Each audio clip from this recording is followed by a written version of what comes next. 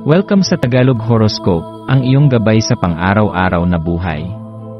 Hatid namin ang pinakadetalyadong horoscope na magsisilbing gabay mo sa pera, trabaho, pag-ibig, kalusugan, at swerte. Naway magtagumpay sa buhay ang lahat ng ating tagapakinig at subscribers sa buong mundo.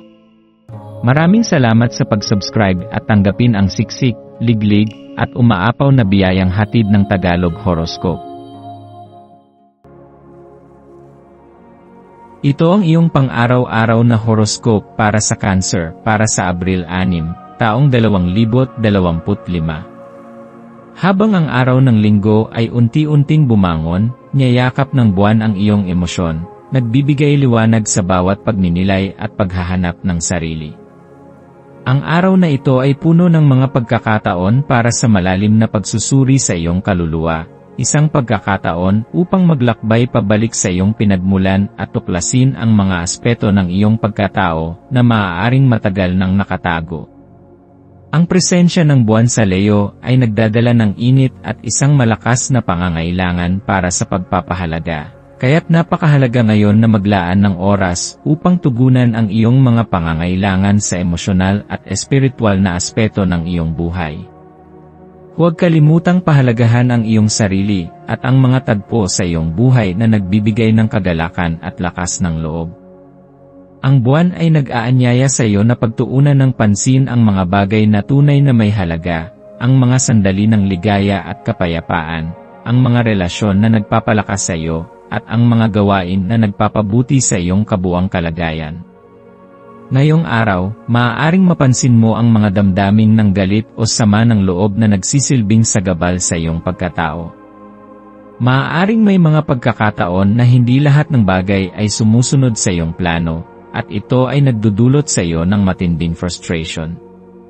Gayunpaman, mahalaga na maglaan ng oras upang magmuni-muni at suriin ang iyong mga reaksyon. Ang galit at sama ng loob ay natural na nararamdaman, ngunit kung hindi mo ito haharapin ng maayos, maaari itong magdulot ng pagkasira sa iyong mga relasyon at sa iyong kalooban. Huwag hayaang ang isang pansamantalang alitan ay maging dahilan ng mas malalaking problema. Sa halip, itigil ang iyong sarili at magsimula ng isang pagninilay upang malaman kung paano mapapalakas ang iyong positibong pananaw at kalmado. Pagtuunan mo ang mga bagay na nagpapasalamat ka, at tingnan ang mga pagkatalo at hamon bilang mga hakbang patungo sa mas matibay na ikaw. Ang araw na ito ay isang mahalagang pagkakataon para sa introspeksyon, kaya't maglaan ka ng oras upang tumanaw at magsalamin sa iyong mga damdamin. Isaalang-alang kung paano mo tinatrato ang iyong sarili at ang mga tao sa iyong paligid. Baka may mga pagkakataon na pinapabayaan mo ang iyong sariling emosyonal na pangangailangan sa paghahangad na magbigay ng tulong o atensyon sa iba. Tandaan, ang sarili mong kaligayahan at kapayapaan ay isang pundasyon ng iyong kakayahang magbigay sa iba. Isang magandang paraan upang magsimula ng pagbabago ay ang pagtanggap sa iyong mga kahinaan at pagpapatawad sa iyong sarili. Sa paggawa nito, magkakaroon ka ng higit na kakayahan na magbigay ng pagmamahal at pangunawa sa iba. Kung ikaw ay nagtatanim ng kabutihan sa iyong puso, natural na itong magniningning at magiging inspirasyon para sa mga tao sa iyong paligid. Habang ang araw ay lumilipas, mahalaga ring magpasalamat sa mga taong nagbibigay sa iyo ng lakas at suporta. Sa araw na ito, pahalagahan mo ang mga tao sa iyong buhay na tumutulong sa iyong paglago at pag-unlad.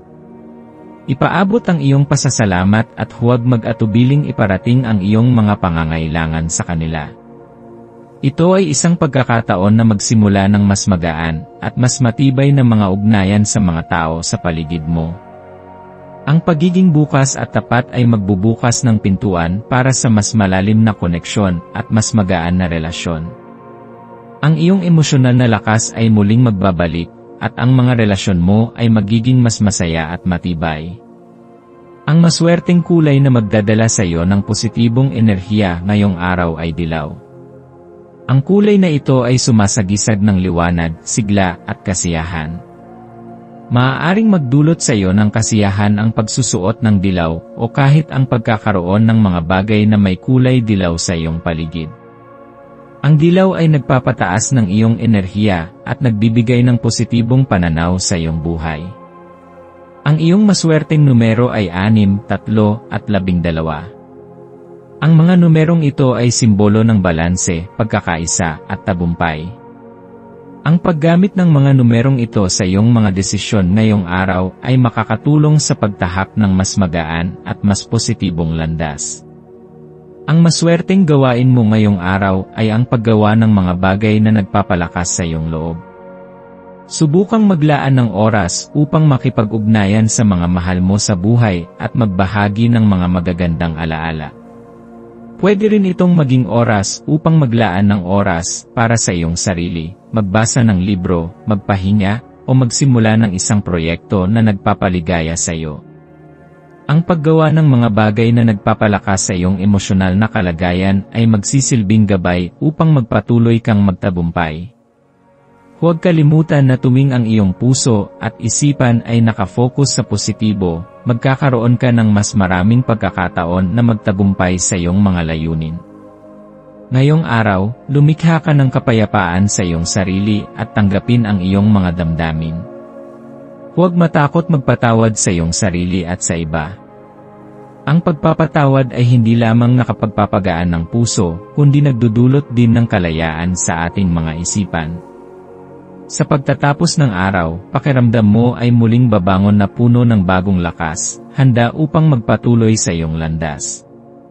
Huwag kalimutang pahalagahan ang bawat sandali, bawat pagkakataon ng pagninilay, at bawat hakbang patungo sa iyong personal na paglago. Ipagdiwang ang iyong tagumpay, gaano man ito kaliit.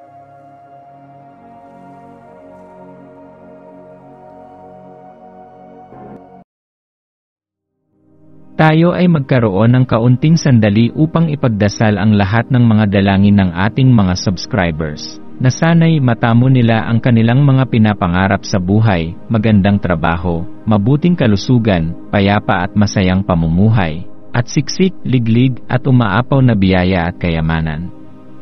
Ipinagdarasal namin ng mataimtim ang lahat ng mga komento sa nakaraang video, at hinihiling namin, Panginoon, na pagpalain mo ang ating mga subscribers ng masayang buhay sa mundong ibabaw. Maraming salamat po. Maaari kayong mag-subscribe sa aming channel na Daily Prayer, kung saan nag-a-upload kami ng pang-araw-araw na Catholic Gospel readings, reflections, at daily rosary reading para sa lahat ng misteryo ng araw. Tulungan ninyo kaming buuin ang community na ito at mag-subscribe na. Ang link ay nasa description box. Maraming salamat sa panonood ng iyong horoscope ngayon araw. Naway gabayan ka ng mga bituin sa iyong landas. Huwag kalimutang mag-like, share, at subscribe para sa iba pang cosmic na kaalaman.